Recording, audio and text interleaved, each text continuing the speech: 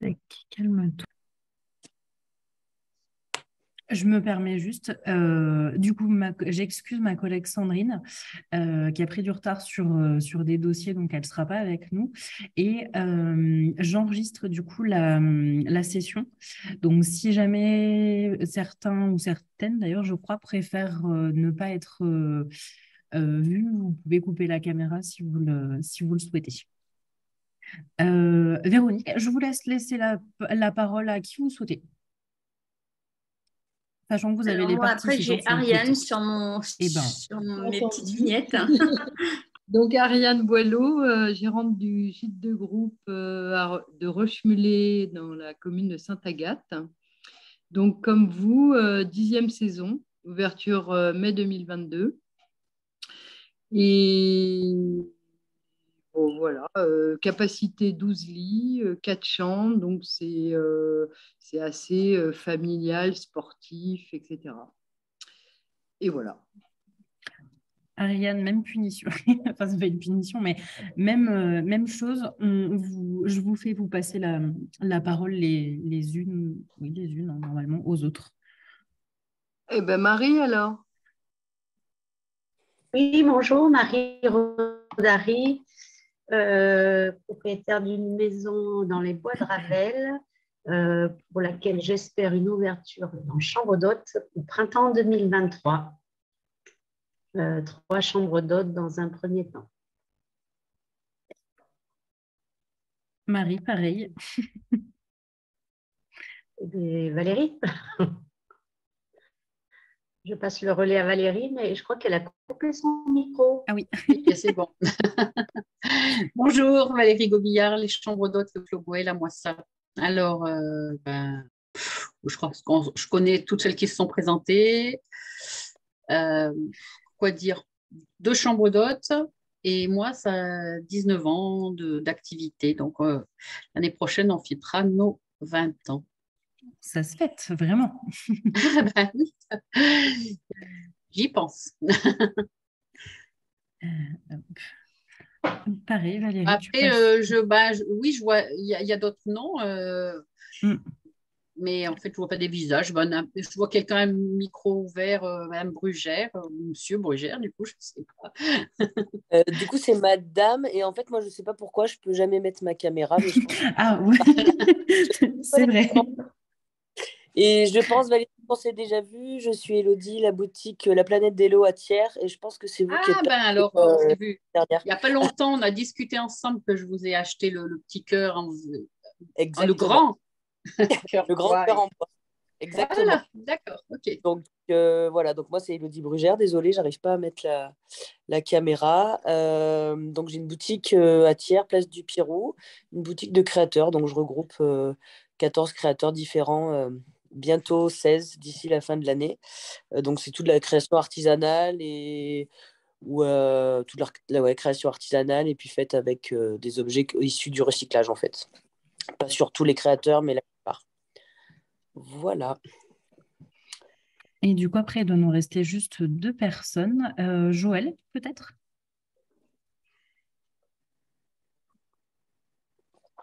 Il n'y a pas le micro. Oui, j'ai vu qu'il n'y a pas de micro. Ou peut-être Madame Duché? Oui, mais bonjour à toutes. Donc, moi, je suis secrétaire générale à Saint-Rémy-sur-du-Rhône, à la mairie.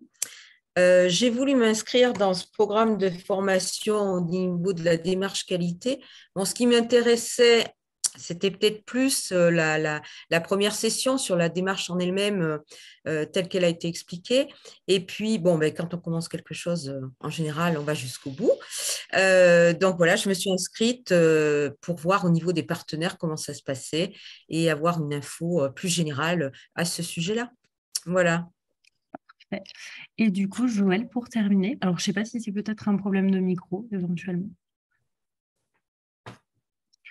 Parce qu'après, Joël, si je ne dis pas de bêtises, normalement, ça va être Joël Quinton, et qui est directrice de Savie Loisirs, du coup.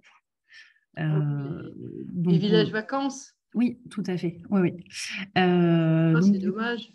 coup, je vais reprendre, on va dire, la main un petit peu, juste pour vous préciser que on a mis en place donc, ce qu'on a appelé un cycle de formation, parce qu'on est sur 3 sessions sur 3 semaines. Avec la première du coup qui nous a été présentée prioritairement par ma collègue Sandrine Rochat pour poser, on va dire, un petit peu les bases de ce qu'est une démarche qualité, comment est-ce qu'elle pouvait se matérialiser. On a vu que c'était assez varié et qu'il pouvait y avoir aussi des thématiques un peu plus pointues. Aujourd'hui, du coup, je vais faire appel, donc je ne vais pas en dire beaucoup, hein, c'est vraiment les 3 témoins que j'ai ici qui vont pouvoir nous expliquer un petit peu tout ça. Donc, il y a Valérie, Ariane et Véronique qui vont nous présenter un petit peu ce sur lesquels elles sont engagées. Alors, on n'a pas préparé, entre guillemets, grand-chose. Je pense que ça va faire un peu ce que j'ai échangé avec chacune pour savoir un petit peu ce que j'attendais, on va dire, d'elle. Donc, je pense qu'on va le faire un petit peu comme je l'ai fait avec chacune en entretien individuel. Et puis après, la 3e session sera du coup faite par les techniciennes sur Valeur Park. Mélène nous expliquera un petit peu. On aura quelqu'un qui interviendra sur Natitude et quelqu'un sur Clé Verte, du coup. J'ai bien eu confirmation, donc ce sera bon pour la semaine prochaine. Donc là, ça sera encore plus concret et ce sera vraiment sur 3 démarches bien particulières, plutôt axées développement durable, tourisme plutôt durable, vert, selon comme on l'appelle. Mais voilà, donc du coup, là, on va partir. Alors, j'ai pas réfléchi à l'ordre. Je ne sais pas, est-ce qu'il y en a une des 3 qui veut commencer ou pas forcément, ou je désigne Oui, d'office? Mégane, Oui. Oui, Marie, dis-moi. Mégane, Oui. je ne sais pas si vous m'entendez parce que moi, je n'ai plus d'image, j'ai plus rien, sauf le son. Donc, je vous entends, mais je n'ai plus d'image. Voilà. Donc, ne vous étonnez pas, je ne suis pas partie, mais j'ai un problème Pour de le coup, on connexion. t'entend bien, sachant que quand tu as commencé à parler tout à Bon. l'heure, ça a coupé un petit peu, mais voilà, du coup, pas de souci, t'inquiète pas. Tant que tu as le son, j'ai envie de dire, c'est très bien. C'est déjà un bon début. Dans tous les cas, Marine, on te voit. Oui, Oui. oui, oui. Et la qualité de l'image, en Vous me plus, est voyez, bonne pour le d'accord. coup. Donc, On voit bien Eh même. ben, moi, j'ai Le juste son, ça hache je un ne sais peu quand pas. même. oui, ça hache un petit peu, mais ça va. J'ai- Laquelle est-ce que je fais commencer? Je ne sais pas. Est-ce qu'il y a une logique réelle? Je ne suis pas sûre. Enfin, c'est pas une question de logique d'ailleurs, mais Peut-être d'abord quelqu'un qui est déjà labellisé, peut-être. peut-être. Ok. Moi, je veux Véronique? bien commencer, hein, si vous voulez. Oui, J'étais parfait. sûre, j'étais sûre. Si tu le disais pas, je le disais. Bon, alors du coup, moi, je veux bien commencer et partager avec vous mon expérience parce que moi, donc le projet de chambre d'hôte, c'était un projet de reconversion professionnelle. Moi, à la base, je suis chercheur et je venais d'un grand groupe puisque j'ai travaillé chez Danone pendant 15 ans. Et tout ce qui était démarche qualité faisait de toute façon un peu partie de ma culture, parce qu'en laboratoire, on est très soumis à tout un tas d'audits et de qualité. Donc, c'est vrai que quand j'ai réfléchi au projet, en fait, je me suis je me suis tout de suite posé la question de qu'est-ce que j'aimerais valoriser au travers d'un label. Alors, je me suis vite heurtée au fait que finalement, pour les chambres d'hôtes, on n'a pas l'équivalent des classements hôteliers ou de ce qui se fait pour les gîtes. Donc ça m'a un peu questionnée. Mais j'avais quand même l'intention d'avoir ces labels. Et j'avais choisi à cette époque-là un qui correspondait pour moi à un niveau de visibilité et on va dire de visibilité, de reconnaissance par rapport à l'activité. Donc les potentiels candidats étant Gîtes de France et Clé Vacances. Et puis après, j'en voulais un qui était plus lié à ma démarche à moi de développement durable, puisque j'ai toujours été dans cette mouvance-là. Même sur mes activités précédentes, j'étais toujours en charge de parties qui avaient une sensibilité d'écologie, donc peut-être mon passif de petite fille d'agriculteur. Donc, les potentiels candidats, là pour le coup, c'était Clé Vacances et pas Clé Vacances, pardon, Clé Verte et l'écolabel européen. Pardon, donc, excuse-moi. l'écolabel. C'est un autre label, écolabel? C'est un autre label, exactement. D'accord. Qui est plus large, qui est beaucoup plus large. Ouais, n'hésitez pas, hein, justement, si vous avez des questions, à moins que ça vous dérange du coup dans votre déroulé de présentation, mais n'hésitez pas à justement vraiment poser des questions. Le but, c'est vraiment ça, hein, c'est d'interagir le plus possible, que ça puisse vous donner des clés, des infos. Voilà, c'est vraiment comme ça qu'on l'a voulu aussi, enfin, qu'on a voulu ces interventions, donc n'hésitez pas. Donc ça, du coup, c'était pour les deux labels qui n'ont pas été... Enfin, je ne me suis pas dit, je vais prendre les grilles ou les auto-audits pour construire mon projet. J'ai construit mon projet en me disant que malgré tout, il faudrait que ça colle aussi à ma personnalité. Je n'avais pas trop envie de rentrer dans un moule, mais j'avais quand même identifié voilà, ces différents candidats possibles. Donc ça s'est fait une fois que j'avais bien avancé dans le projet de rénovation et que j'étais déjà avec, j'allais dire, un outil de travail qui pouvait tourner. Ils ont été mis en place en fait dès le démarrage de l'activité. Clé Vacances, ça s'est fait dans les 2 ou 3 mois qu'on suivi l'ouverture. Et puis Clé Verte, pareil, dans la foulée. Et j'ai par la suite aussi, en 2015, fait la démarche pour avoir le label qualité tourisme, toujours dans un souci d'améliorer en fait la qualité du service, puisque moi je suis plutôt positionnée haut de gamme. Donc un équivalent, si on était sur de l'hôtelier, on serait sur du minimum 4 étoiles, donc plutôt dans cette démarche-là. Et donc je voulais aussi pouvoir avoir cette reconnaissance-là. Alors pourquoi j'ai choisi Clé Vacances plutôt que Gîtes de France? D'abord parce que dans la région où j'étais avant, donc en région parisienne, Clé Vacances avait une meilleure notoriété que Gîtes de France.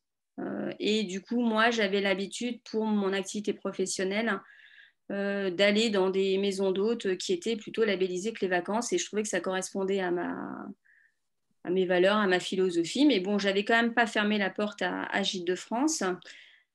Deuxième chose qui a été, j'allais dire, un élément de décision, c'est le contact que j'ai eu avec la personne sur place.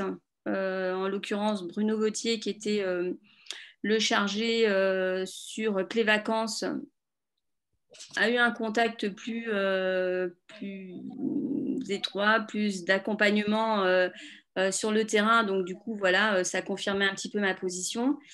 Et puis en troisième argument, j'ai sur mes 5 chambres une qui est un petit peu plus petite que les 2 autres. Et donc, ça posait question à Gîtes de France, notamment sur l'homogénéité en termes de niveau de classement pour les 5 chambres. Et moi, je n'avais pas du tout l'intention d'en avoir 3 avec 4 épis et une avec 3 épis. Enfin, je trouvais que ce n'était pas très cohérent. Et donc là, pour le coup, c'était vraiment un élément bloquant pour moi, le fait d'avoir quelque chose d'hétérogène. Donc voilà pourquoi j'ai pris Gîtes de France. Et après, bien sûr, il y avait le coût, mais le coût n'était pas pour moi l'élément qui était le coût. Gîtes de France est plus cher que Clé Vacances. Tu as pris Gîtes de France ou Clé Vacances finalement? Clé Vacances. Ah voilà. Oui, c'est que du coup, oui, il me semble que vous avez dû dire Gîtes de France, mais c'était Clé Vacances. Non, je disais le dernier. Oui, alors donc le dernier pour Gîtes de France, ça allait être hétérogène, et donc c'est pour ça que je les ai vraiment pas retenus. Oui. Et après, il s'avère que le coût était plus intéressant sur Clé Vacances, mais pour moi, ce n'était pas la clé de décision.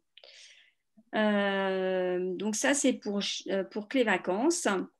Et puis après, sur le différentiel Clé Verte et l'écolabel, quand j'ai regardé pour le coup les critères, je me suis vite rendu compte que l'écolabel était assez éloigné finalement de la problématique hébergement et chambre d'hôte et qu'il y avait quand même un certain nombre de points qui étaient difficiles à mettre en place.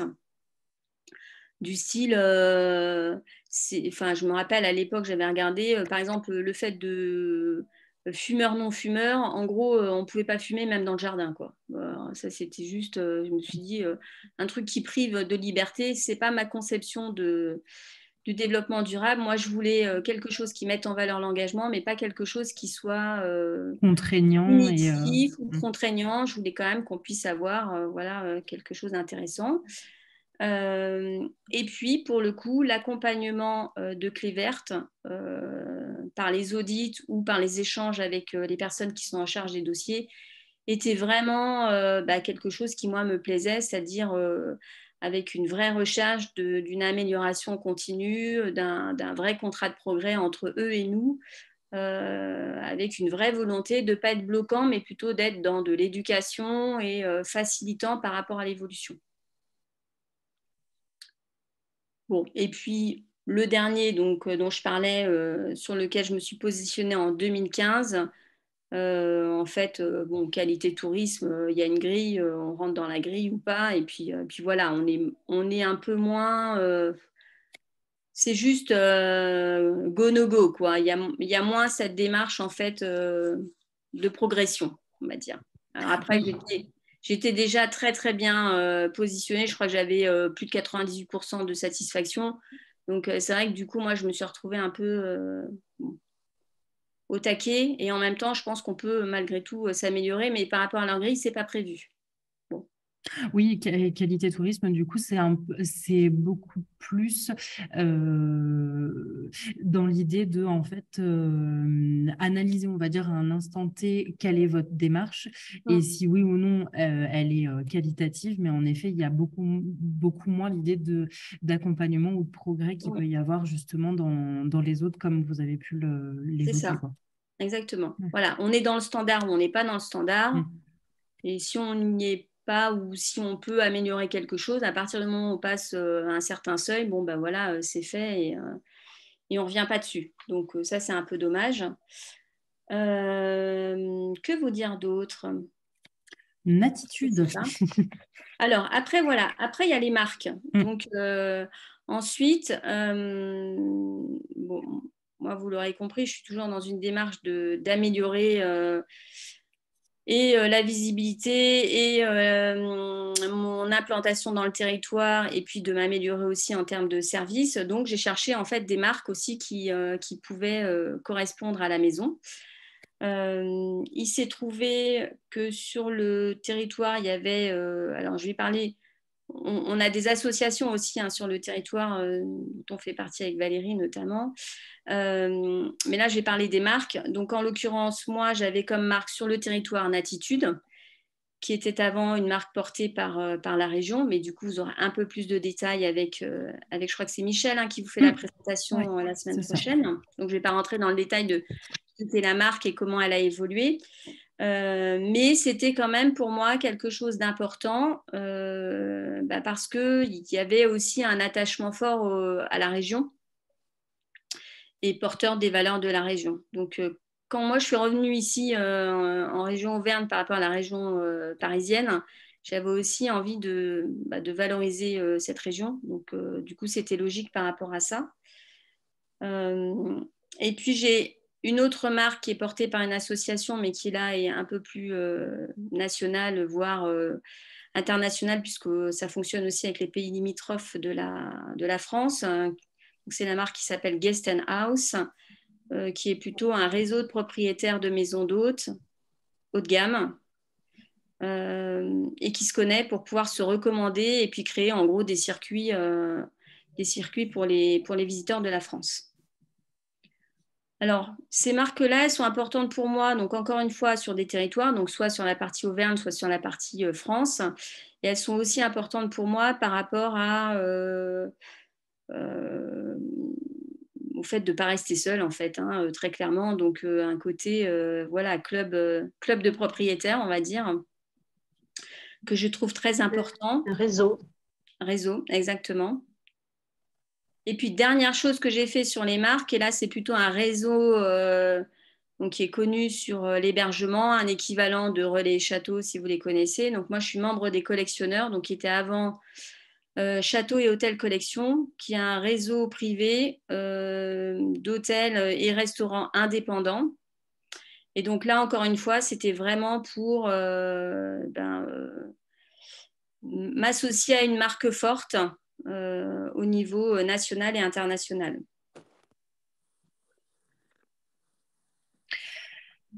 Et du coup, par rapport aux questions un petit peu pour potentiellement en susciter d'autres, est-ce qu'il y a des...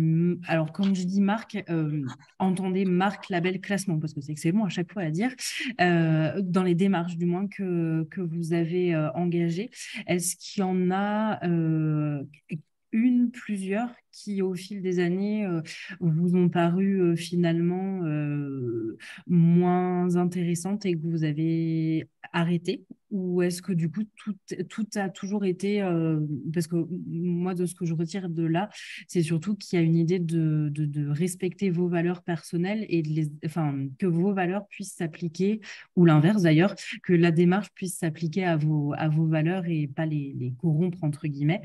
Et voilà, est-ce que du coup, il y en a quelques-unes qui ont pris une tournure sans jugement, enfin, il y aura forcément un jugement personnel, mais voilà, en étant, mince, je trouve pas mon mot, mais voilà, en étant, je ne trouve vraiment pas mon mot. Mais alors, voilà, sans jugement de valeur. Voilà, la balance, avantage, inconvénient, un petit peu de ce que j'ai pu trouver sur ces différentes marques ou labels. Pour moi, par exemple, les labels type Clé Vacances, ça m'ouvrait aussi un accès aux subventions, puisque pour l'implantation dans la région, si on n'était pas labellisé, on ne pouvait pas prétendre aux subventions. Ça permettait aussi, quand je me suis installée, d'avoir accès. Et, bon, ça a un peu changé maintenant avec les histoires de fusion avec Gîtes-de-France, c'est pas très clair, mais bon, il y avait tout un aspect accompagnement, des éductours, de l'accès à de la formation, donc c'est vrai que c'était quelque chose d'intéressant. Maintenant, aujourd'hui, par exemple, depuis l'année dernière, en fait, je ne suis plus que les vacances. Parce que je ne m'y retrouve pas, notamment parce qu'on n'a plus tout ce côté éductour, formation, etc. Que la fusion avec Gîtes-de-France n'a pas été très claire, donc on ne sait pas trop où est-ce qu'on en est. J'ai fait partie du conseil d'administration, donc j'étais aussi vraiment au cœur pour justement voir un peu ce que ça allait donner. Et que les vacances, ça présente aussi un intérêt, c'est que pour certains CE, les employés peuvent avoir une prise en charge par le CE d'une partie de leurs vacances uniquement quand ils vont dans des hébergements qui sont labellisés, donc les vacances ou Gîtes-de-France ou autres. C'est intéressant, ça aussi, en effet. Ouais, donc il leur faut une facture avec notre attestation par rapport aux chambres qu'ils ont louées. Donc c'est vrai que ça, c'était un des avantages. Et ça fonctionnait bien, du coup? Ou c'était quelque chose qui était... C'était très anecdotique. Parce que pour moi, typiquement, sur les inconvénients que je vois à des labels tels que ceux-là, c'est quand même très peu adapté aux chambres d'hôtes. Les gens ont ce réflexe, en tout cas pas aux chambres d'hôtes de mon niveau de catégorie, je ne sais pas pour d'autres, mais enfin, ce qu'on voyait quand même en réunion, c'est que pour les gîtes, ça marchait bien, pour les chambres d'hôtes, ça marchait moins bien en termes d'apport d'affaires. Et puis qu'à un moment donné, on est quand même tous à se poser des questions, d'avoir un retour sur investissement. Donc, autant en début d'activité, mon retour sur investissement, c'était plus un retour, j'allais dire, en nature, c'est-à-dire au travers des formations, de l'accompagnement. Autant, bon, après, comme il n'y avait pas de retour sur l'aspect business, j'ai du coup arrêté, mais enfin, j'ai arrêté que l'année dernière. Donc, et puis, très clairement, un manque de visibilité pour une grande partie de la clientèle, parce que c'est quand même, ça reste franco-français, quoi. Donc, moi, en été, ma clientèle étant constituée jusqu'à avant Covid à 70-80% d'étrangers, c'était très clairement pas du tout un canal d'acquisition. Donc, voilà. Après, sur les labels, sur les marques, des marques typiquement comme les collectionneurs ou comme Natitude ou comme Guest & House me ramènent une clientèle plus qualifiée, et puis me permet de vraiment totalement m'affranchir de Booking, hein, que j'avais pas beaucoup, mais là j'ai quasiment plus. J'ai jamais eu plus de 10-15% de mon activité sur Booking et à partir du moment où je suis passée sur les collectionneurs, par exemple, j'ai plus du tout. Mais en même temps, j'ai quand même mis mon budget commission avec Booking sur le budget réseau qui a un budget non négligeable quand on est sur des réseaux type château et hôtel et ce genre de choses. Donc en fait, ça veut dire que, et je trouve ça intéressant aussi, ça veut dire que du coup, vous voyez en effet les marques comme vraiment un apporteur d'affaires et pas uniquement comme comment je pourrais dire, comme rendant des mises, enfin, des choses que vous mettez en place pour respecter le cahier des charges et tout. Ok. Oui. Ouais, non, mais du coup, c'est intéressant aussi parce que de prime abord, personnellement, du coup, je pense que quand je pense marque, classement, label, je me dis tout de suite que pour moi, c'est un gage de qualité, etc. Mais c'est pas forcément, je vais pas forcément le voir comme un apporteur d'affaires. Par la suite, en effet, parce que comme vous dites, il y a une clientèle après qui est intéressée par justement ce segment-là, on va dire. Et du coup, c'est... Ouais.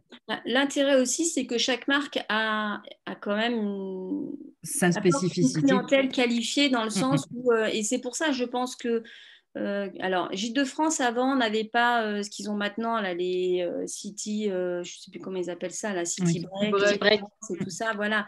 Tout ça, ça n'existait pas il y a 10 ans. Je pense qu'aujourd'hui, eux ont compris justement qu'avec ces marques-là, ils vont toucher une clientèle qualifiée. C'est-à-dire que quand vous avez telle ou telle appellation, du style City, je ne sais plus quoi. City Break.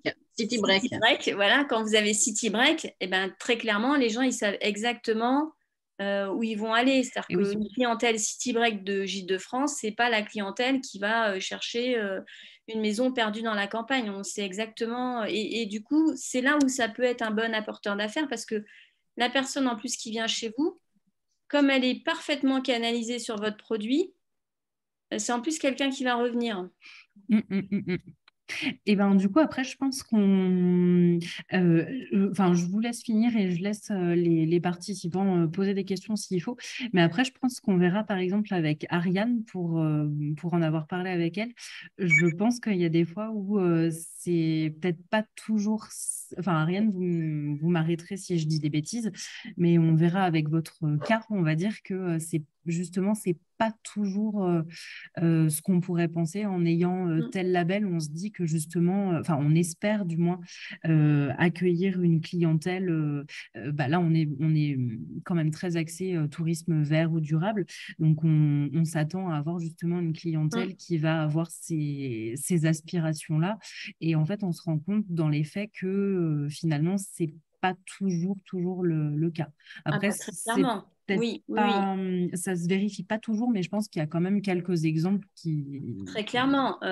C'est vrai que, bon, de la même manière que je disais que pour moi, Clé Vacances, le retour sur investissement n'était pas là en termes de business et de canal d'acquisition, donc c'est pour ça que j'ai arrêté. Je trouve dommage que Clé Verte, qui pourtant mettait vraiment en avant cette partie-là, il y a 10 ans, aujourd'hui se fait complètement dépasser par des plateformes qui, elles, sont vraiment des plateformes dédiées à la vente. Tu disais Clé Vacances, pas Clé Verte. Là, c'est Clé Verte, si, tout ce qui est tourisme durable. Oui, et alors je ne comprends pas. Clé Vacances, c'est pas adapté pour moi.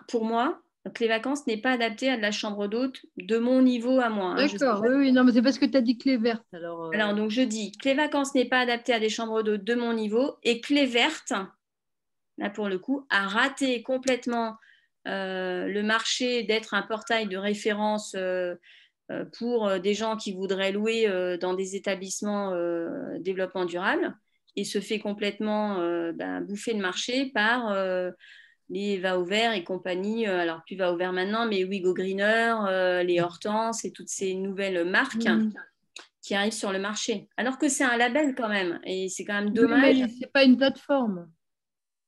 Oui, mais il y a quand même une liste de... ils se voulaient quand même à la base un peu être un point d'entrée, puisqu'ils avaient quand même cette liste par région, par typologie d'hébergement. Donc, il y avait quand même une volonté pour eux de pas seulement labelliser, mais de nous rendre visibles au travers de filtres pour les internautes. Et ça, c'est raté.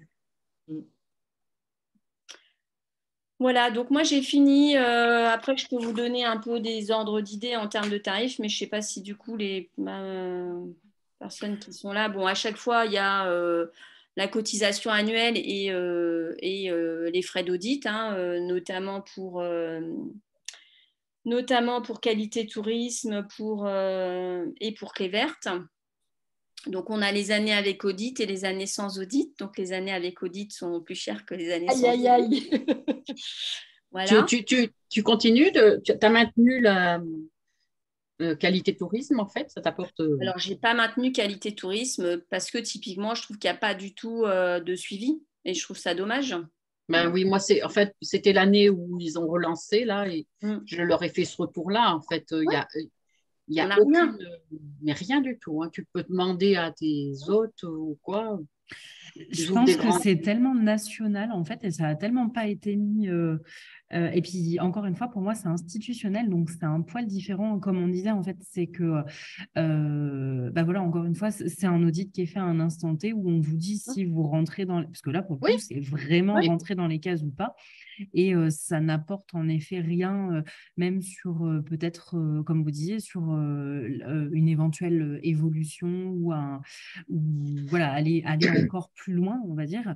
Oui, mais enfin, ça portait bien son nom, Qualité Tourisme. S'il y avait une communication vraiment claire de ce réseau-là dans la tête de n'importe qui, on se dirait, tiens, si on choisit quelqu'un qui a Qualité Tourisme dans n'importe quel que ce soit hôtel, chambre d'hôte, on sait qu'on va avoir de la qualité.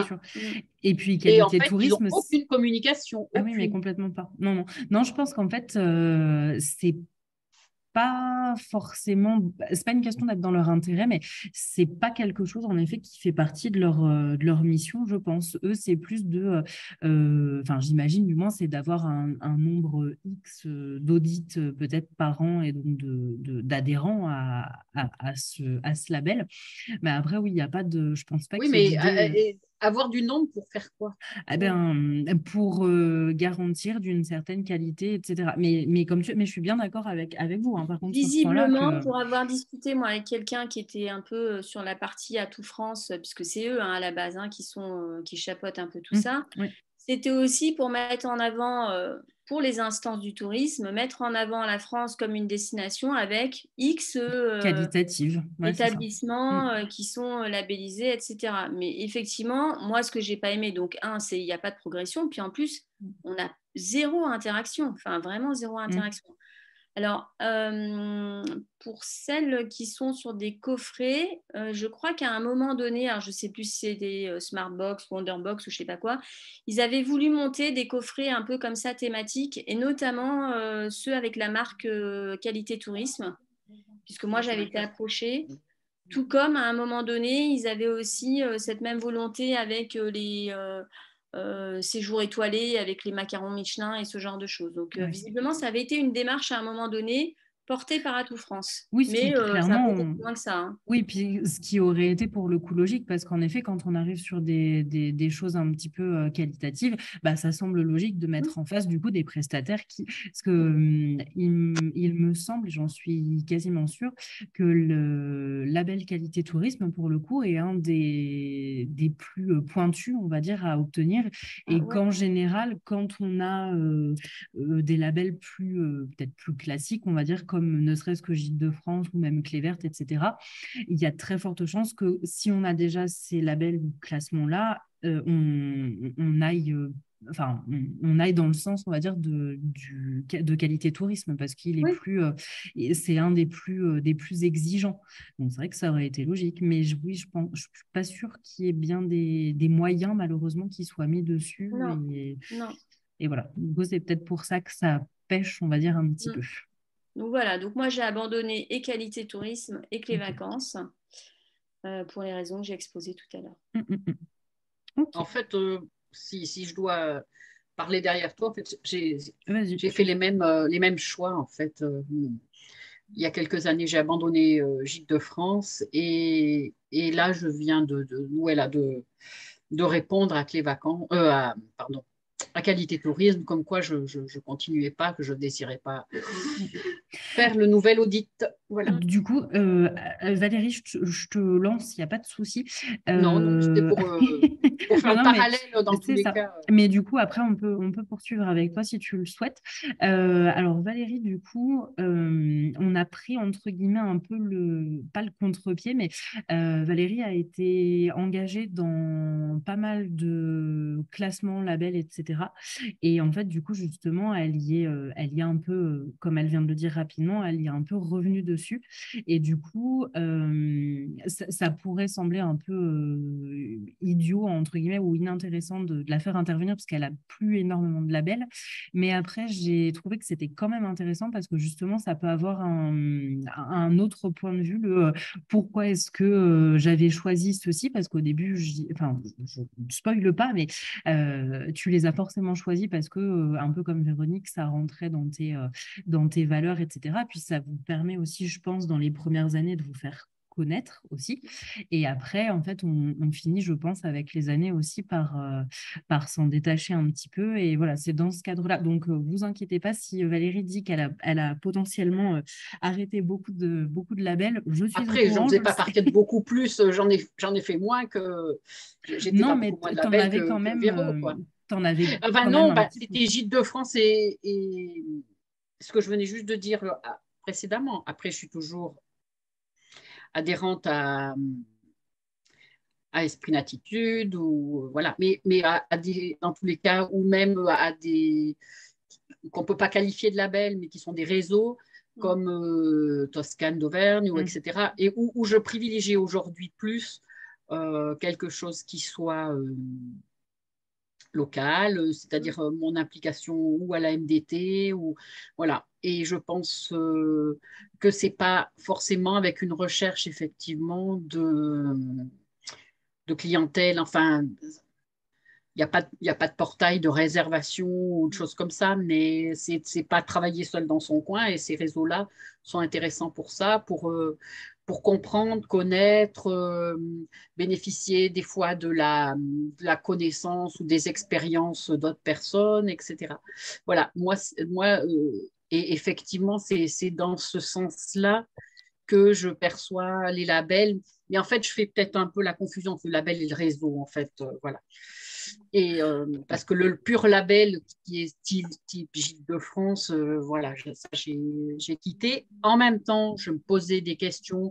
Est-ce que j'y retournerai pas? Est-ce que et ben, du coup, est-ce que tu peux nous dire, est-ce que tu peux nous dire, par exemple, pourquoi est-ce que tu avais choisi Gîtes de France au départ? Et du coup, pourquoi est-ce que tu l'as quitté aussi? Alors, j'imagine que c'est en très grosse partie pour des raisons aussi peut-être financières à un moment, parce qu'il faut faire... Non. Il faut... Ou non, même... donc, justement, je veux bien que tu nous en parles. Non. Alors, la raison pour laquelle je l'avais choisi, je pense que c'était par complète méconnaissance d'autres réseaux. C'était, voilà, quand on a décidé de faire les chambres d'hôtes, je pense que je suis allée simplement frapper à la porte de l'office de tourisme à l'époque, de Billon, entre autres. Et puis voilà, et en fait, j'avais aussi dans la famille qui avait des gîtes et qui avait été classé Gîte de France. Donc, le mot Gîte de France sonnait pour moi. Et je me suis dit que la seule façon à l'époque, c'était même pas Internet, c'était de se retrouver dans un guide, qui était en l'occurrence le guide papier, puisque je vous dis que c'était il y a 19 ans. Et ben, c'était le guide papier des Gîtes de France. Voilà. Donc, c'était en même temps, ça avait une couverture nationale. Être inscrite à l'office de tourisme de Billon, c'était un petit peu plus local quand même. Donc, c'est la raison qui m'a poussée. Puis après, il y a eu l'émergence rapidement dans les années qui ont suivi d'Internet, etc. Mais on n'était pas encore en offre de réservation. Fallait faire son site internet, fallait comprendre ce que c'était que Google. Enfin, il y avait tellement de choses qui s'est construit dans ces années-là que Gîtes de France, voilà, ça avait été pour moi une évidence. Mais je m'étais même pas posé de savoir, enfin, la question de savoir s'il existait un autre label type Clé Vacances. Hein, non, je connaissais pas. Donc voilà. point barre, par mes connaissances. Après, j'y ai trouvé effectivement, des informations, de l'aide, un comptable pour nous aiguiller sur qu'est-ce qu'il fallait, quand on évoluait, qu'on grossissait, qu'est-ce qu'il fallait qu'on choisisse comme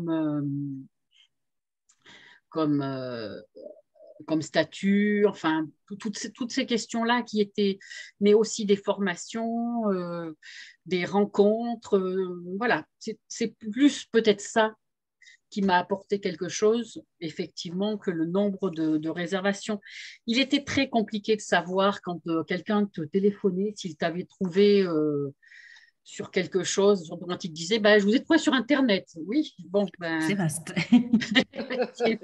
c'est un peu toujours la même réponse d'ailleurs, 20 ans plus tard. Mais bon, voilà, ceci dit, voilà. Et alors, moi, j'en suis partie simplement parce qu'à un moment donné, j'avais, jusqu'à il y a très peu de temps, jusqu'au Covid, en fait, je proposais 3 chambres d'hôtes et avec un WC commun. Et ça a posé problème au Gîte de France. Bon, peut-être pas qu'au Gîte de France, à certains clients qui n'ont pas réservé chez moi aussi, hein, mais en fait, ça aurait nécessité pour eux un reclassement en une étoile. C'est pas les étoiles, les épis, en un épi. Donc ça... Il disait non, on ne peut pas vous rétrograder. Déjà que j'avais jamais pu avoir le 3 épis à cause de ça. Il dit on ne peut pas vous passer de 2 à 1, c'est horrible. Donc, et moi, effectivement, j'avais quelque chose qui me dérangeait aussi. Donc, elle me disait clairement on peut pas. On peut pas, c'est trop dévalorisant et pour vous.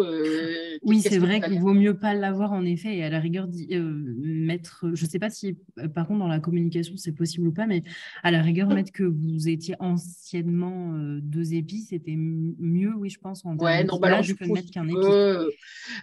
Voilà. Pourtant, là aussi, comme partout où j'adhère, j'essaie de participer au maximum aux activités et à la vie du réseau ou de l'entreprise. Et en fait, là aussi, j'étais impliquée puisque j'étais au conseil d'administration des Gîtes de France, etc. Donc, j'en suis partie un petit peu triste, mais tout à fait consciente que ça ne pouvait pas continuer comme ça. Et puis après, finalement, sans l'être, je n'ai pas vu la différence. Donc, je me suis demandé finalement qu'est-ce que ça m'avait apporté en termes... Enfin, dans tous les cas, au moment où j'en suis partie, je pense qu'au début, ça m'a apporté beaucoup. Je vous dis, au moins pour le développement personnel, on va dire. Ouais. Après, pour le développement du chiffre d'affaires, c'est encore autre chose. Et puis, il y avait d'autres choses qui s'appuyaient là, qui arrivaient. C'était, voilà, il y avait le réseau Natitude qui me plaisait beaucoup et j'ai beaucoup fait pour beaucoup batailler pour y rentrer parce que en fait, j'avais toujours ce problème de 3 chambres et un WC commun. Et malgré ça, j'ai passé l'audit puisqu'en fait, Natitude était en relation avec Qualité Tourisme, hein, parce que c'est le label Qualité Tourisme c'était l'audit de Qualité Tourisme qui faisait que si tu le passais, tu pouvais adhérer. Et ben, j'ai passé l'audit Qualité Tourisme malgré 3 chambres et un WC. Et je sais que ma note, c'était 18 sur 20. Donc, c'était pas un pied de nez au Gîte de France, mais presque, quoi. De se dire, voilà, on peut aussi offrir de la qualité. Après, j'avais un coût de chambre qui était en relation aussi, hein, donc mon positionnement n'est pas le même que Véro, mais je travaillais super bien malgré ça. Bon, avec le Covid, on a décidé de faire autrement, on a modifié tout ça et on offre aujourd'hui 2 chambres qui sont plutôt des chambres familiales. Donc ça, c'est assez recherché aussi, je me rends compte. Et chacun a son WC, sa salle d'eau, etc. Donc je pourrais tout à fait toquer à la porte Gîte de France. Je me suis posé la question. Je suis allée à une réunion il y a peu de temps avec Benoît, invité par les Gîtes de France, qui invitait plutôt les institutionnels pour leur présenter un petit peu le truc. Là, il se trouvait que, étant au bureau de la Maison du Tourisme, je pouvais me permettre d'y aller pour comprendre et regarder. Et c'était tentant. Mais en fait, je pense qu'encore une fois, les chambres d'hôtes sont pas leur... ouais, Ils sont peut-être pas assez mis en avant, on va dire, sur ouais, Gîtes ça de France. s'appelle Gîte de France. Ouais. Quoi. Ça, c'est pas D'ailleurs, pour rien. moi, il y a un truc qui me perturbe, on va dire, dans ce que tu as dit.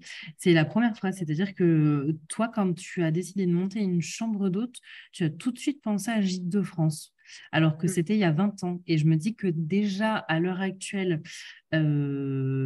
avec avec un regard de professionnel du tourisme, certes, mais je me dis que même quelqu'un enfin, je suis pas certaine qu'il y ait beaucoup de personnes qui sachent que Gîte de France puisse aussi mettre en avant des chambres d'hôtes. Ah, mais non, mais ça m'avait été conseillé par par Ouais, l'office de non, mais tourisme. après, oui, parce qu'en fait, avaient, effectivement, ils n'étaient pas aptes des fois à répondre à des simples questions. Qu'est-ce que je fais? Il faut que j'aille m'inscrire, il faut que j'aille aux impôts, il faut que comment je fais? Qu'est-ce que je deviens? Je fais sous quel statut? Est-ce que je cotise est-ce que je cotise à quelque chose? Voilà, je passais d'un statut où j'étais assistante maternelle à je vais tenir des chambres d'hôtes. Oui, mais tenir des chambres d'hôtes, on est quoi? On est commerçant, on est quoi?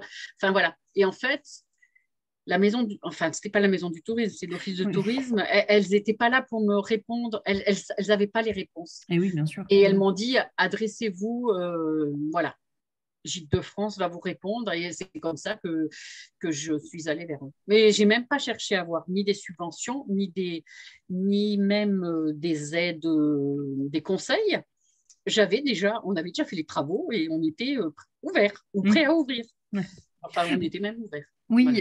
Il y a ça aussi, parce que, alors là, je ne dois pas avoir l'exemple, non, forcément pas, ou Marie peut-être, mais du coup, justement, il y avait aussi dans ça, dans les labels, la recherche, etc., il y a, enfin, ça fait le parallèle avec ce qu'on a vu avec la journée sur Gîte de France, parce que justement, dans leur nouvelle mission, il y a en fait, la plupart du temps, quand on les contacte, c'est des personnes qui, comme tu viens de le dire, ont en fait déjà lancé leur affaire et qui veulent voir où est-ce qu'ils se positionnent, etc. Et en fait, de plus en plus, Gîte de France accompagne ce qu'on appelle les porteurs de projets, du coup, et qui peut les accompagner à n'importe quel moment de leur projet. Et il me semble qu'ils peuvent faire appel à des architectes s'il faut, ou choses comme ça. Oui, mais ils ont toujours fait ça. Les porteurs de projets, c'est vraiment quelque chose d'important pour eux quand même. Oui, c'est ça. Moi, j'ai l'impression que ça... ou alors, est-ce que c'est peut-être que je m'y étais rarement penchée aussi? C'est peut-être ça. Oui, c'est plus les porteurs de projets que les gens comme moi qui arrivaient avec des choses toutes faites. Dans notre région, ils étaient Ah oui. Ouais. Par contre, c'est pas... Oui, parce qu'ils t'aidaient à monter les dossiers pour les subventions, etc. Donc, c'était avant, parce que moi, quelqu'un comme moi, c'était trop tard. Je ne pouvais plus prétendre à des subventions. Donc, les porteurs de projets, c'était quand même leur première... Oui, plus que... Alors, autant pour moi. Surtout que les labels, enfin moi je me rappelle par exemple pour les subventions alors je ne sais plus si c'était la région ou du département, parce que historiquement tous ces gens-là étaient dans le même bâtiment. Du coup, c'était eux qui présentaient aussi parfois notre dossier aux commissions. C'était le label qui présentait votre dossier à la commission pour les subventions et pour les aides. Donc ils étaient très très très impliqués. Ok, alors autant pour moi, du coup. Après, je ne suis pas sûre que ça fonctionne exactement pareil partout en France, parce que comme tout est régionalisé, en tout cas à l'époque, ça ne fonctionnait pas partout pareil. Puis il y en avait qui étaient des associations pures et dures, d'autres qui étaient encore très associées au département, comme ça a été le cas pour les Clés Vacances et Gîtes de France quand moi je suis arrivée. Mais comme le dit Valérie, c'est vrai que les porteurs de projets, c'est vraiment, aujourd'hui, je pense même que ces labels-là ont des offres spécifiques d'accompagnement pour les porteurs de projets. Dans tous les cas, avant, c'était, comme tu dis, une obligation. Si tu n'étais pas labellisé, tu n'avais pas de subvention. Oui, mais après... Donc, tu étais obligé d'y passer par le label. Donc, les porteurs de projets, obligés. Oui. Mais en même temps, c'est pas plus mal parce qu'au moins Mais aujourd'hui, comme il n'y a plus de subventions ou si peu, voilà, du coup, leur vivier, il est différent, quoi. Oui, oui. Et en fait, je pense qu'à mon avis, moi, c'est ce que j'allais dire. Je pense que c'est pour ça, en fait, c'est que vous arriviez à un moment où, en effet, il y avait des subventions et des obligations, et ce qui est plutôt bien parce que du coup, au moins, vous étiez sûr dès le départ d'avoir de faire les choses comme il faut. Voilà, c'est ça, exactement, et de ne pas avoir à que moi, je n'avais pas si fait jamais. puisque je n'avais pas demandé. Et oui. Et oui. Voilà. Sauf que du coup, maintenant, en effet, comme c'est moins le jeu des subventions, c'est peut-être pour ça parce que je sais que Marie, mince, j'en ai perdu son Borde, qui est à Gîtes de France, du coup, a pas, enfin, moi, j'ai trouvé quand elle a fait la présentation, a un petit peu axé quand même sur les porteurs de projets.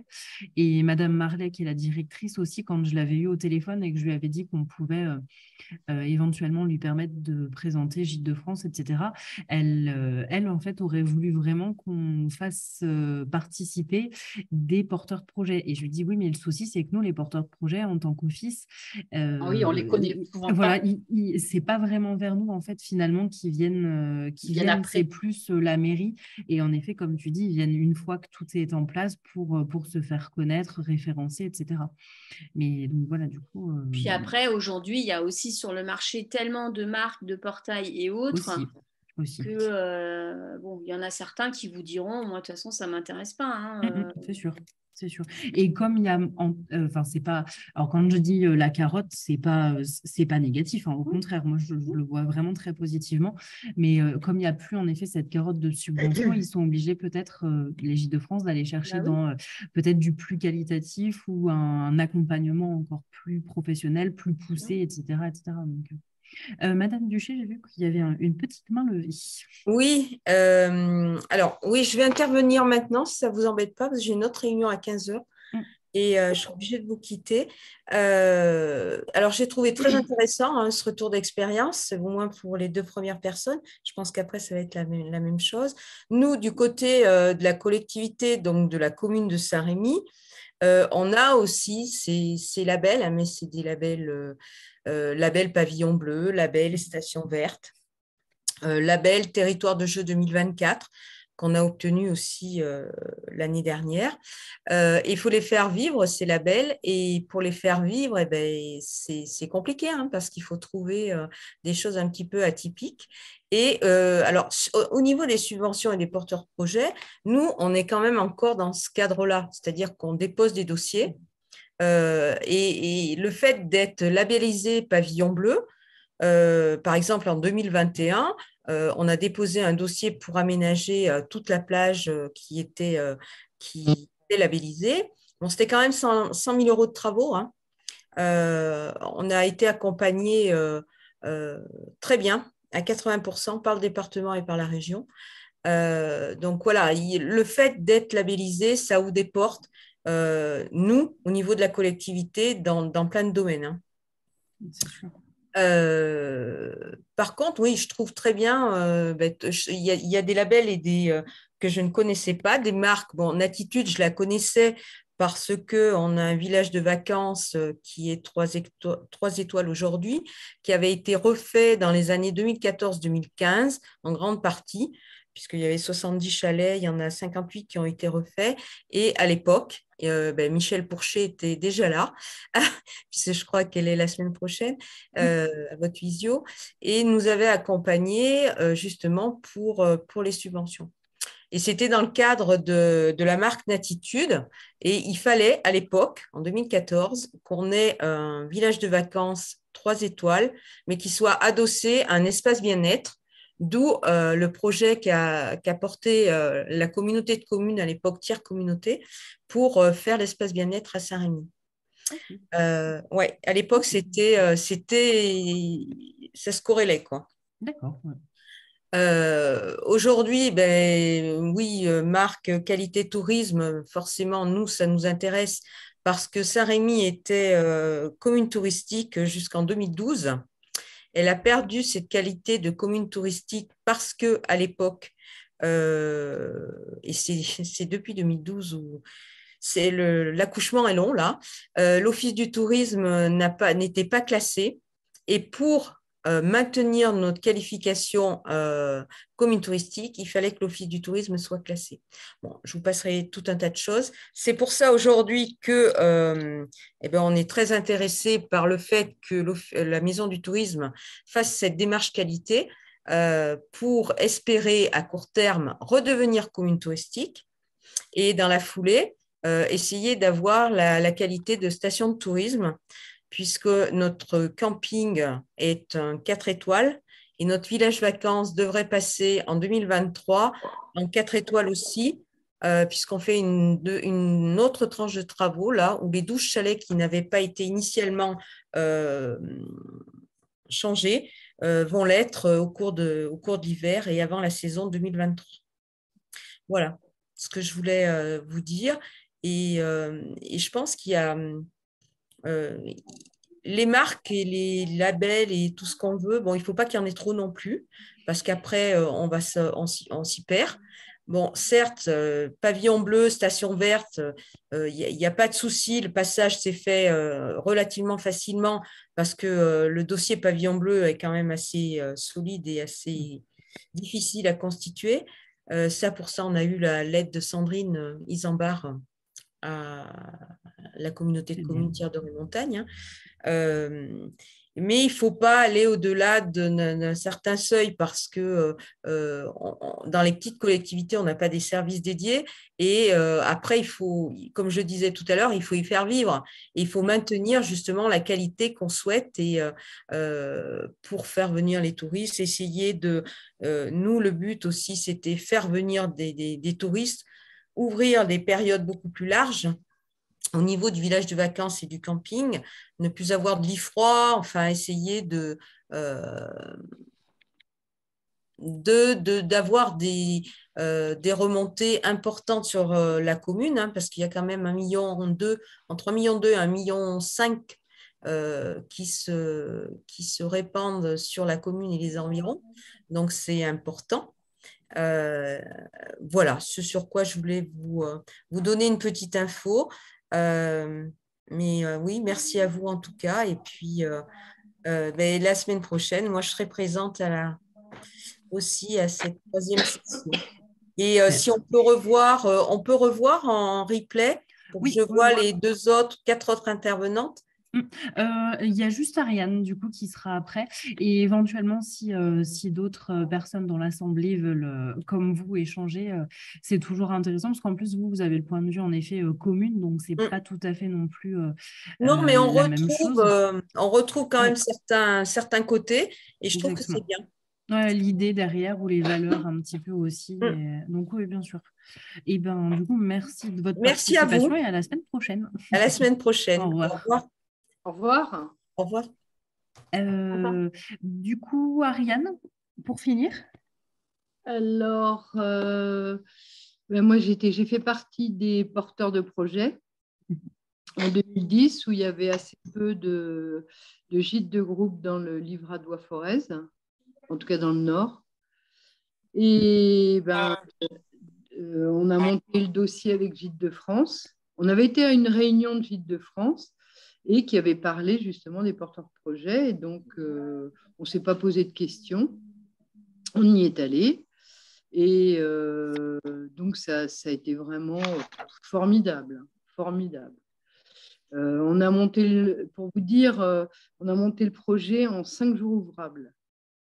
Et parce que c'était en 2010 et ensuite l'attribution des subventions se faisait de façon différente. Et justement, il y avait le village de vacances de Saint-Rémy qui allait poser des demandes de subventions et qu'en 2011, on n'était pas sûr de ce qui allait arriver. Donc, on s'est dépêché de le faire.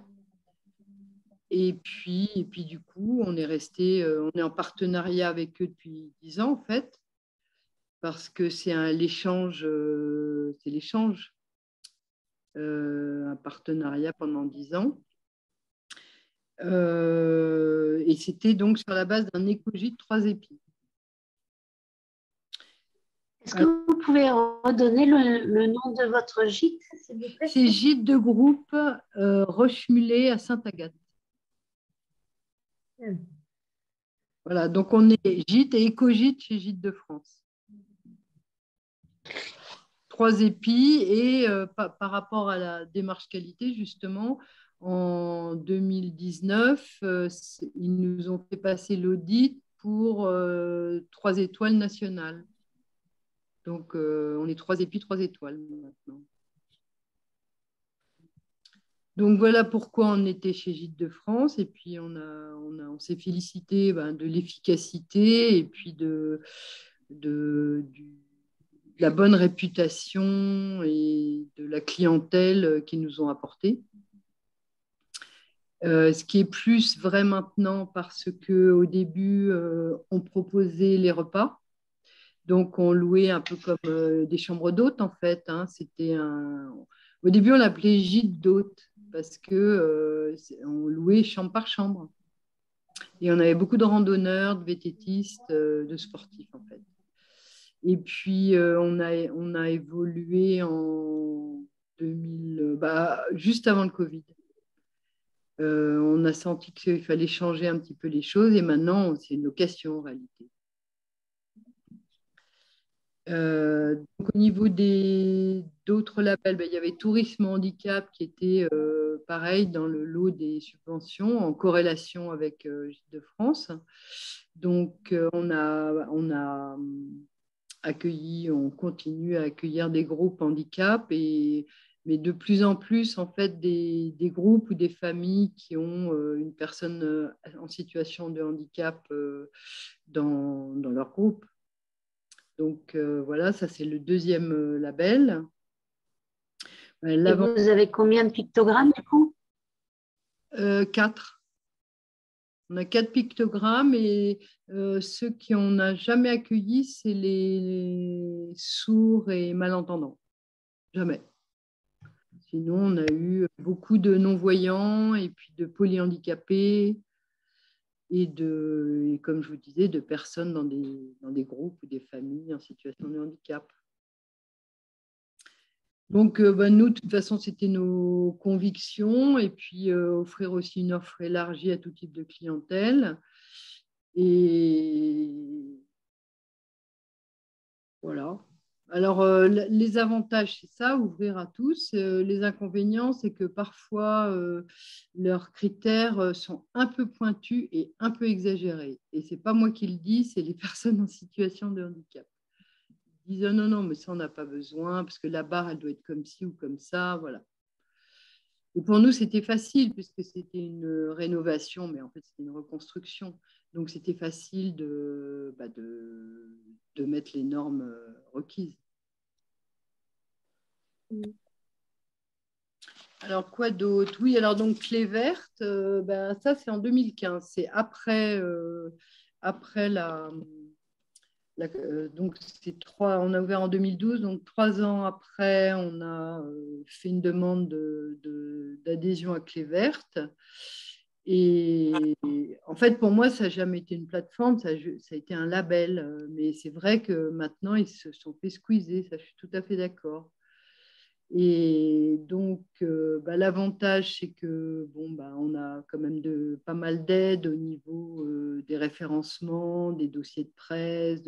Si on veut vraiment être plus connu au niveau tourisme environnement écologique, ils peuvent vraiment aider, ça c'est sûr. En revanche, au niveau inconvénient, c'est quand même, je crois qu'il y a plus de 100 critères. Certains les impératifs parfois ils sont vraiment très exigeants, mais à la limite ça on les a quasi tous remplis sans se forcer. C'est comme ça que je vis de toute façon, donc je fais pareil pour le gîte, mais c'est surtout renseigner et ça prend du temps et les consommations et ceci et cela, et moi j'aime pas passer mon temps sur l'ordinateur à renseigner. Donc, ça me pèse, en fait. C'est ça qui me pèse dans ce label. Donc, au niveau plateforme écologique, en environnement, on était chez Va Vert, mais depuis pas très longtemps. Donc, on n'a pas vraiment de retour significatif. Donc, les actifs ont été rachetés par Gringo. Donc, je vais me rapprocher d'eux.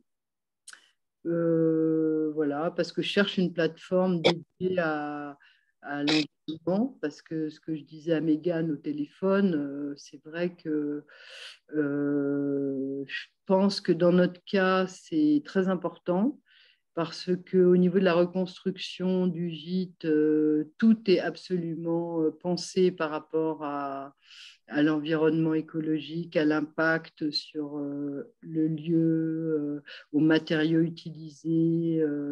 Enfin, tout est pensé vraiment par rapport à ça, minimiser l'impact du tourisme.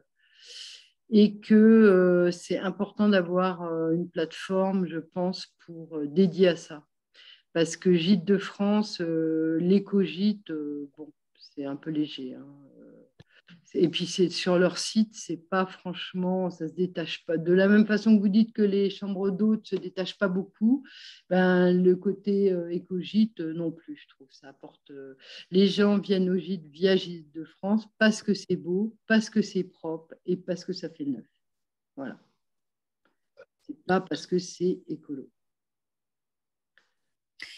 Et du coup, peut-être, Agathe, justement par rapport à ce qu'on s'était dit au téléphone et ce qu'on a dit un petit peu avec Véronique, c'est-à-dire que vous avez des valeurs et je pense une façon de vivre que vous souhaitez, on va dire, appliquer au gîte et que, pardon, et que recevant des personnes de Clé Verte et ou Écogite, vous vous attendez justement, ou vous attendiez à avoir des personnes, et ben, pareil, avec ces valeurs-là, et que finalement, une fois sur place, en fait, ça coince, on va dire, un petit peu. Oui, mais moi, la question que je me pose, est-ce que c'est pas aussi lié à la population, en fait, à la clientèle en général française? Parce que, comme dit Véronique, avant, on avait plus de personnes étrangères et elles se comportaient à ce niveau-là de meilleure façon, plus averties. Moi, il me semble que c'est aussi relié à la population française. Donc, bon. Alors, c'est sûr que passant par une plateforme dédiée, on peut s'attendre à de meilleurs comportements. Et puis, il y a aussi une autre question que je me pose. Et quelle que soit la plateforme, un week-end en Livradois-Forez avec des personnes qui viennent des quatre coins de la France, vous faites le nombre de kilomètres, ça fait à peu près 3000 kilomètres pour un jour et demi. Oui, à préciser du coup, enfin, je crois que vous l'avez dit, mais c'est important de le repréciser. Comme vous êtes passé en gîte de groupe et qu'on est en Auvergne, donc c'est relativement central et qu'il n'y a pas non plus pléthore d'offres au niveau groupe, enfin gîte de groupe. Du coup, voilà, vous recevez aussi pas mal de personnes qui font en fait des réunions de famille, etc. et qui peuvent venir, comme vous venez juste de le dire à l'instant, qui peuvent venir aussi un petit peu des quatre coins de France et du coup, ça crée du kilomètre, etc., etc. Oui. Et donc, je trouve ça interrogeant. Oui, c'est sûr, c'est sûr. Et je réfléchis par rapport à ce qu'on s'était dit. Oui, moi, ce qui m'avait surtout frappé, c'était ça, c'était le fait de se dire qu'en se mettant sur des labels et ou plateformes plutôt vertes, vous vous attendiez à avoir voilà, des personnes enclines, on va dire, à ça, et oui, qu'une mais fois sur comme place... je l'ai dit, va au vert, je n'ai pas de retour. Oui, de recul ou de... Oui. De recul suffisant. Donc là, je suis justement en recherche d'une plateforme de ce type. Et bon, voilà. Je pense que c'est important, en fait. Gîte de France, ça ne suffit pas. Oui, si vous voulez j'ai rester limité vraiment... beaucoup. Les marques et labels, j'ai aussi, comme disait Valérie, je pense qu'il ne faut pas s'éparpiller trop. à la fois, c'est au début de l'activité, c'est vrai qu'on essaye un peu tout. Enfin, moi, j'ai essayé un peu tout. Je me suis mis un petit moment sur Booking, j'ai vite fermé. J'ai été sur un site Gay Séjour qui est la population homosexuelle. J'ai été... qu'est-ce que j'ai fait encore je crois que c'est tout. Et puis, j'ai rétréci. Voilà. Et maintenant, c'est Gîtes de France et ça va être une demande sur le label environnementaux. Oui, après, comme vous dites, et je pense que c'est ce qui en ressort aussi, c'est qu'au début, en effet, vous testez aussi des choses, vous vous attendez justement, et j'ai l'impression aussi de ce que je ressors, de ce qu'il en ressort de manière générale, que c'est surtout aussi parfois dû à un contact bien particulier qui a été établi et qui a été un contact que vous avez jugé qualitatif, entre guillemets, ou positif pour vous et qui a permis d'aller dans cette démarche-là parce qu'auprès de cette personne, vous avez trouvé de l'accompagnement, peut-être parfois du réconfort, des informations, etc. Et il y a de ça aussi. Et en effet, plus les années passent, je pense, et plus vous finissez par, euh, par recentrer aussi un petit peu sur vos valeurs profondes, je pense. Et puis, ce qui vous ressemble le plus aussi. En même temps, j'ai envie de dire, c'est un peu comme dans la vie, hein, finalement. Quand on est jeune, on essaie aussi pas mal de choses. Et puis après, au bout d'un moment, on finit par faire des choix. En fait, une entreprise, c'est un peu comme comme un être humain, finalement. On finit après par se dire un petit peu plus, savoir un petit peu plus ce qu'on veut et affiner un petit peu tout ça. Et j'étais aussi sur Rando Accueil. Voilà. Okay. Rando Accueil, et ça, c'était les premières années. Et puis, pareil, on s'est désisté. Et oui, qui finalement allait peut-être aussi avec la première, on va dire, activité. C'est ça. Et oui, qui était plus étape, etc. Il y a une évolution de type de clientèle et donc aussi. On a suivi ça aussi. Ok. Est-ce que du coup, vous avez des questions? Est-ce que les personnes qui sont présentes avec nous veulent nous faire part, je ne sais pas, de leur propre expérience?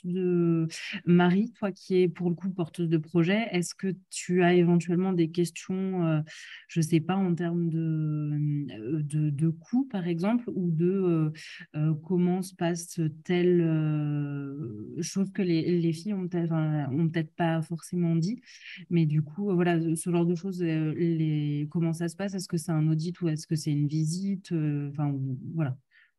Marie, je pense, je me retourne plutôt vers toi, ou Madame Brugère d'ailleurs. Moi, avant qu'on rentre dans cette démarche qualité, j'avais déjà un petit peu réfléchi à la question et je m'étais dit aussi que je ne voulais pas m'éparpiller dans 150 labels et marques. Bien sûr, en début d'activité, forcément, ma priorité, elle est de me faire connaître, c'est vrai, mais c'est pareil, je veux garder une certaine liberté.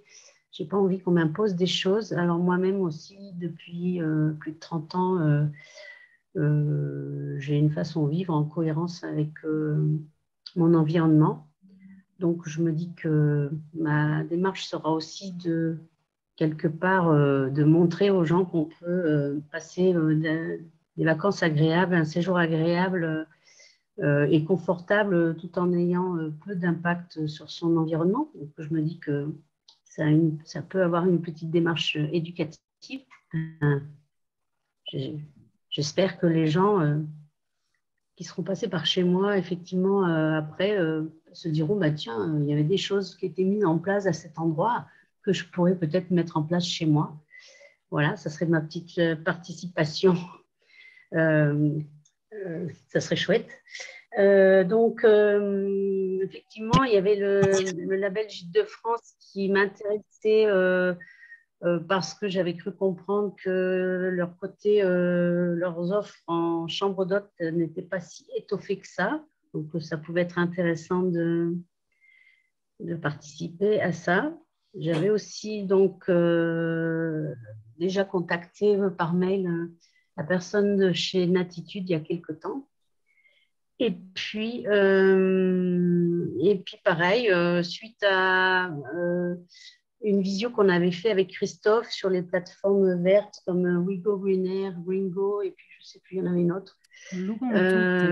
Pareil, je m'étais dit que oui, je voulais choisir une plateforme verte aussi, puisque voilà, c'était en cohérence avec mes idées et avec mon fonctionnement. Effectivement, je ne suis pas trop au fait de tout ce qui est... alors, je sais que je crois que c'était, je ne sais plus si c'était Gringo ou WeGo Green Air, on pouvait aller voir sur leur site déjà et voir, il y a tout un questionnaire par rapport aux choses qu'on met déjà en place ou pas, pour voir pour pouvoir se situer. Mais oui, après, effectivement, j'en sais pas plus que ça sur...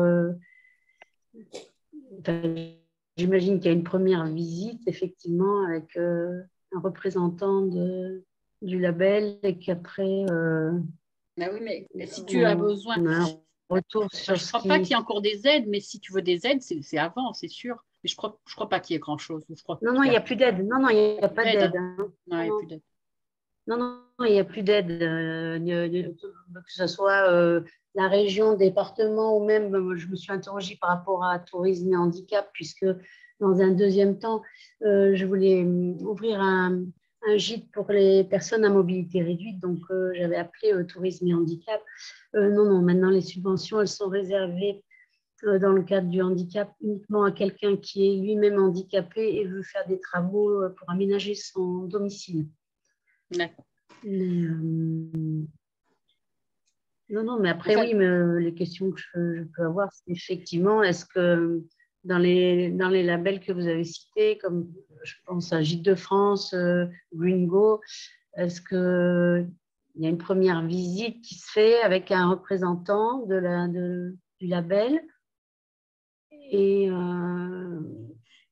qu'un audit arrive plus tard Gîtes de France, il n'y avait pas d'audit. Hein. Rappelez-moi, celle qui... Moi, Gîtes de France, comme ça, je dirais qu'il y a une visite, une grille. Mais ce n'est pas un audit. Il y a quand même un cahier des charges.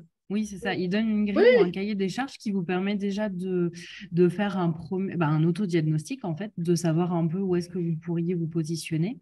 Et après... Après, j'ai juste une info qui fait que ça peut te faire peut-être... te faire leur poser les bonnes questions. Parce que moi, je ne l'avais pas perçu et maintenant, on me l'a expliqué parce que j'ai des collègues qui ont des chambres d'hôtes labellisées Gîtes de France. Ils ont, pour le Puy-de-Dôme, dans tous les cas, ils ont créé leur propre plateforme de réservation qui n'a pas l'air de mal fonctionner. Hein. Ceci dit, ils veulent que ça s'applique également aux chambres d'hôtes qui vont être labellisées de façon assez drastique, c'est-à-dire que tu seras obligé de mettre tes chambres à la réservation. Donc, avec leur commission de 15%, plus ton adhésion annuelle. Donc là, tu te dis, on va peut-être rester Booking parce que c'est aussi 15%, mais il n'y a pas d'adhésion annuelle. Enfin, et tu as une certaine liberté de dire, Booking, je ferme mon planning juillet-août. Là, si on te dit, tu es obligé de l'ouvrir et tu es obligé de payer doublement, il risque de ne pas obtenir beaucoup de chambres d'hôtes. Voilà, donc pense à poser les bonnes questions lorsque tu les rencontres. Et j'ai une autre question, du coup, qui est pour le coup ouverte vraiment à tout le monde. Si on part du principe, parce que c'est une des infos pareil que j'en retire également, est-ce que vous pensez, je pense à si on est dans l'idée et l'optique et valeur développement tourisme durable, est-ce que vous pensez que pour se faire connaître, et je trouve ça intéressant après que vous échangiez éventuellement dessus. Est-ce que pour vous, il vaut mieux passer par un label, justement, ou par une plateforme tourisme vert? Je ne sais pas. C'est une vraie question que je me pose, hein. Je ne sais pas quelle est la bonne réponse. Je ne pense pas qu'il y ait de bonne réponse. Ça dépend vraiment de ce qu'on recherche. C'est-à-dire, si c'est de la visibilité pour vendre, honnêtement, c'est une plateforme. Ouais. Donc, c'est les Green and Go, les Wigo Greener ou Hortense aujourd'hui. Si par contre, c'est avoir de la crédibilité par rapport à la démarche, c'est le label. Parce qu'en fait, tout le monde s'autoproclame développement durable, hein. Après, c'est sûr, c'est la niche, hein. Oui, après, je me dis qu'en fait, je réfléchissais à ça parce que quand Marie parlait de Wigo Greener, etc., il me semble, et vous m'arrêtez encore une fois si je dis des bêtises, parce que je n'ai jamais testé non plus, donc je n'ai pas forcément toujours votre point de vue hébergeur. Quand on s'inscrit sur Wigo Greener ou, voilà, merci, je ne trouvais plus. Du coup, il me semble qu'on s'engage en s'inscrivant à respecter quand même quelques critères. Et en fait, je me dis, est-ce que finalement, est-ce que en fait, une plateforme serait pas potentiellement la réponse à tout, en quelque sorte, dans le sens où vous avez justement la visibilité pour vendre et le fait que ces plateformes soient reconnues en tant que chef de file sur le tourisme vert et du coup, pour vous inscrire, vous êtes obligé de respecter quelques valeurs.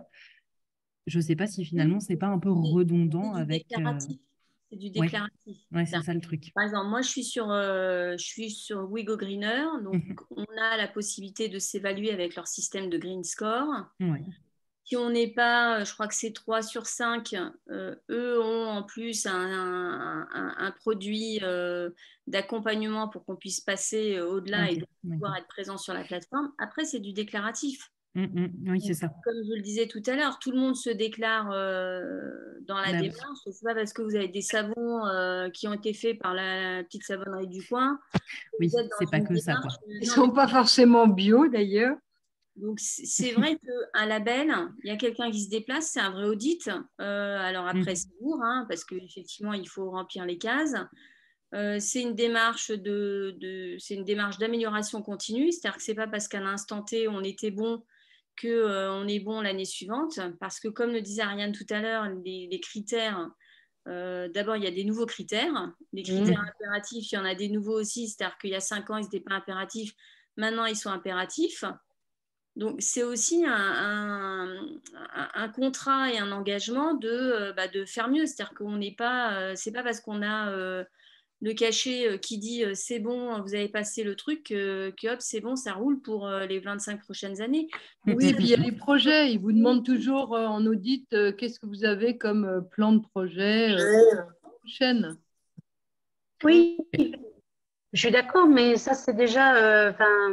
C'est ce que je disais, moi, depuis 30 ans, je suis sans arrêt en train d'évoluer dans ma façon de vivre pour me rapprocher, si tant est que ce soit possible, du minimum d'impact. Donc, je veux dire, c'est déjà une démarche que j'ai au quotidien. La démarche de m'améliorer, notamment dans ce…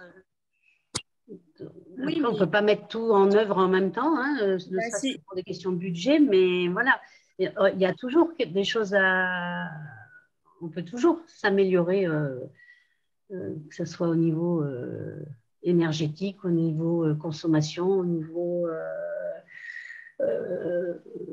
matériaux, au niveau… Enfin, voilà, c'est sans fin, de toute façon. Et puis, en plus…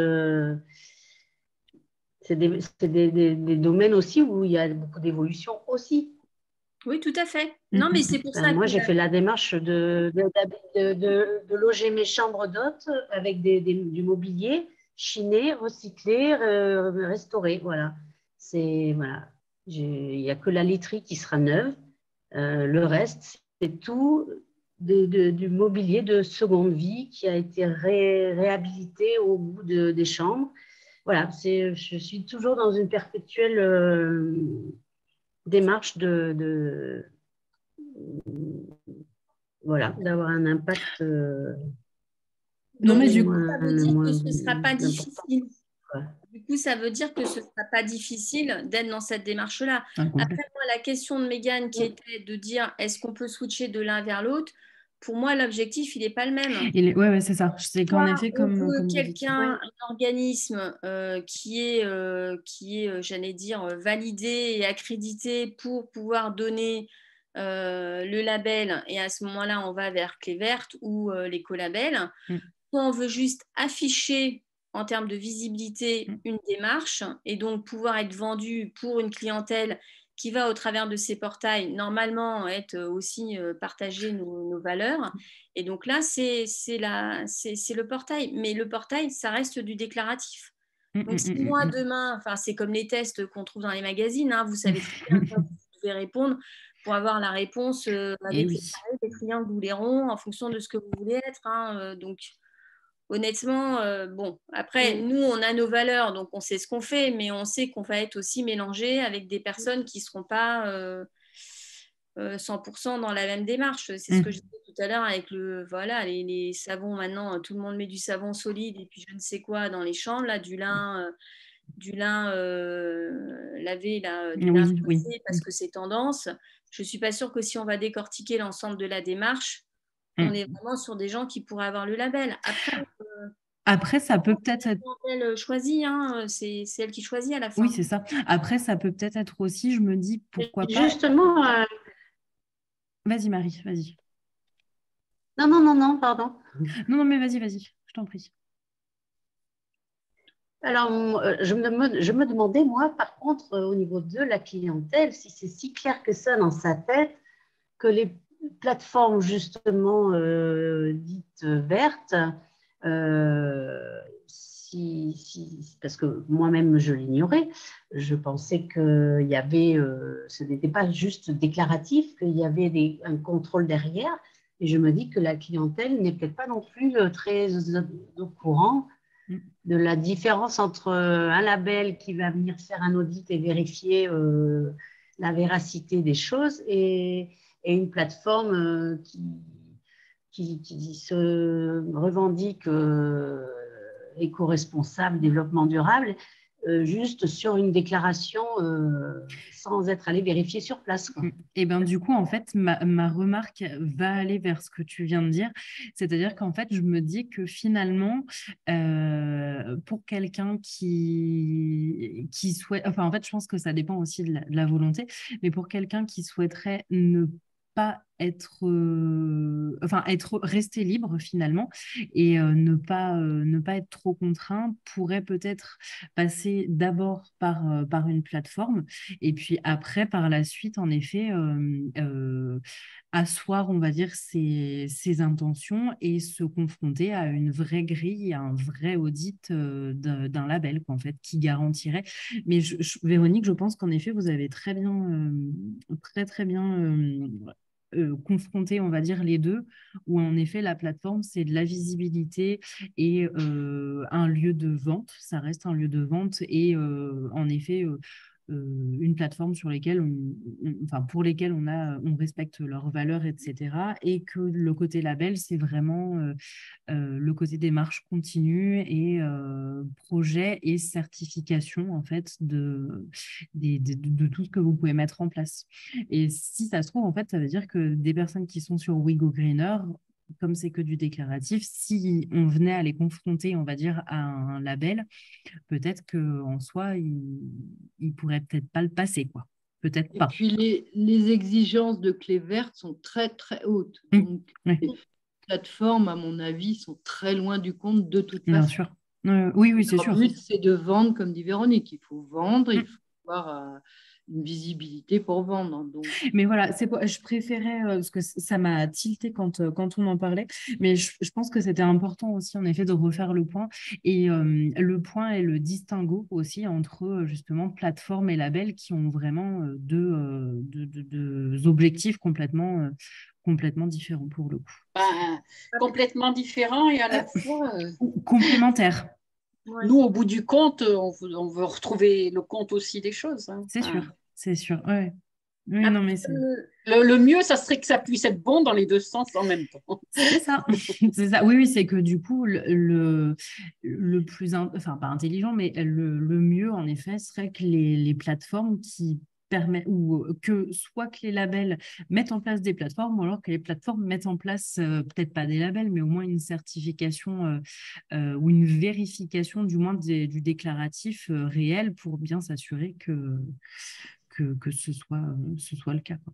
Après ça a toujours existé, hein, même avec les guides. Hein. On avait des guides où il suffisait de payer pour figurer dans le guide. Oui, complètement. On a des guides où quelqu'un venait à minima, voilà, au moins passer une nuit et discuter avec vous, même s'il n'y avait pas une nuit, mais au moins ils avaient testé le produit. Ça a toujours existé. Et comme le disait Marie tout à l'heure, même à l'époque des guides papier, pour le client final, enfin en tout cas nos clients et maintenant l'internaute, l'éducation, elle est faite.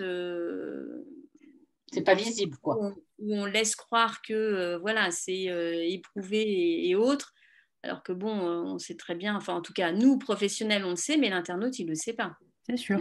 C'est sûr. Et oui, au contraire, enfin pas au contraire, mais il va avoir confiance en ça. Et en effet, après, je pense qu'il y a les deux points de vue aussi en tant qu'internaute. Quelqu'un qui est vraiment dans une réelle démarche va peut-être être éventuellement déçu d'arriver chez l'autre et que finalement, il n'y ait pas tant de choses que ça qui soient faites ou ça soit ce qu'on pourrait appeler du greenwashing. Et à l'inverse, l'autre peut être un peu pas déçu, mais voilà, s'attendre à avoir une clientèle qui respecte et dont ces valeurs-là, enfin, qui partage ces valeurs-là. Et voilà, après, c'est le jeu en même temps, j'ai envie de dire, avec... Après, j'ai entendu des prestataires hébergeurs dire qu'ils prenaient aussi parfois Gîtes de France et pas, par exemple, Le Bon Coin, ou... mince, j'ai perdu le nom. Abritel, souvent. Voilà, Abritel, exactement. J'allais dire Cybevasion, mais non, c'était Abritel auquel je pensais. Et que du coup, ils préféraient Gîtes de France parce que ils savaient qu'ils avaient une certaine qualité, entre guillemets, de clients aussi. Il y a ça, voilà, c'est un bon plan, on va dire, pour des deux côtés aussi. C'est tellement deux choses complètement différentes. Abritel, une plateforme où tu t'inscris, et Gîtes de France, comme on disait tout à l'heure, tu avais quand même des services et tu as toujours... Il y a une démarche derrière qui est complètement différente. Tu as des personnes, en fait. Oui, c'est ça. Je pense que ce n'est pas pour rien que ce que je disais tout à l'heure, les CE qui prennent en charge une partie des voyages et tout ça, c'est aussi parce qu'ils savent que c'est une certaine qualité exactement. Contrôlée, entre guillemets. Oui, bien sûr, bien sûr. Je pense que la réunion qu'on a eue, là, je cherchais si je retrouvais le guide. Moi, quand j'ai quitté Gîtes de France, elles étaient 4 filles, elles sont 10. Oui, c'est possible. Et donc, après, une qui s'occupe du web, certaines qui s'occupent de la réservation, avec des plages d'horaires, etc. Ça a sûrement fait du chemin. Ah oui, c'est sûr. Ça, c'est sûr. Mais ils avaient tellement de retard. Ouais, mais ils ont su s'adapter quand même parce que finalement, pareil, ce qu'on vient de dire juste avant, quand on regarde Gîtes de France, c'est quand même un label au départ. C'est juste qu'ils ont réussi à justement développer la vente en ligne au moment où on va dire où il fallait. Et ils oui, mais attends, ah non, mais le problème de Gîtes de France, c'est que c'est départemental. Donc, tu peux pas dire qu'ils ont réussi. Alors, il y a ce qu'a fait le Puy-de-Dôme, ce que fait la Haute-Loire, c'est encore différent. Et ça, c'est pas visible de l'internaute. Non, parce qu'en plus, il y a eu beaucoup d'évolutions en peu de temps, où ils sont revenus, ils ont un peu fait marche arrière, etc. Donc, oui. Mais je pense que c'est un peu plus fédéré, parce que même si c'est une fédération des différents départements, mais un peu plus, à un moment donné, alors je ne sais plus parce que je ne suis plus, mais tu avais le site Internet national, le site Internet régional et le site Internet départemental. Tu avais 3 sites Internet pour essayer de choper quelque chose. Et finalement, tu n'étais pas mieux placé parce que tu en avais 3. Il aurait mieux fallu mettre un peu plus d'argent sur un seul. Et voilà. Oui, après, on peut, en effet, les échelles aussi, ils font pour beaucoup. Je pense justement que le côté échelle peut peut-être me permettre, à moins que vous ayez d'autres questions, et dans ces cas-là, il n'y a pas de souci, on peut continuer. Et... Une remarque, Oui, mais vous oui. pourrez l'aborder du coup la semaine prochaine avec Michel. Mm. Quand on est une attitude, en fait, on a une sorte de passerelle avec Wigo Greener, hein, puisqu'en gros, quand on est une attitude, on est quasiment certain que le green score va être OK. Ok. Et là, pour le coup, on a eu des réunions communes, parce que moi, je suis au bureau de Natitude, donc on a eu des réunions communes avec eux. On avait engagé aussi des réunions avec Vauvert, mais comme entre-temps, ils ont mis la clé sous la porte, on n'avait pas été plus loin. Mais donc voilà, il y a quand même une reconnaissance mutuelle. Et là, du coup, pour notre région, chez Natitude, il y a quelqu'un qui vient chez les personnes. Ok. Parfait. Et bien du coup, transition absolument parfaite pour du coup indiquer que la semaine prochaine, on va voir justement un peu les différentes échelles et les passerelles justement aussi qui peuvent exister entre notamment les grilles de... Alors c'est un projet qui avait été initié et entre notamment...